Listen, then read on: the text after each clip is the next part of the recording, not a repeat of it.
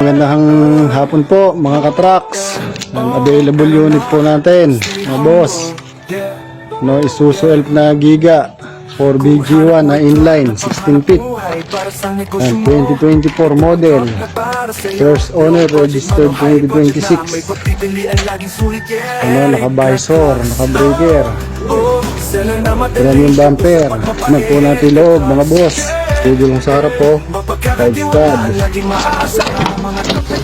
Ang maayos yung dashboard, bago yung upholstery ng upuan. Ayan ang ulit ng ceiling, bago yung mating, D7 brake.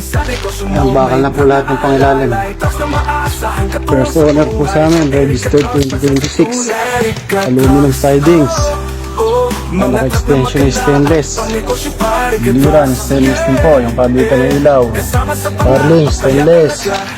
Bagay gulong, likod, seat axle bolt. Ayan yung likod mga boss, naka-bumper na stainless. Ayan, 670 asking price, negotiable pa.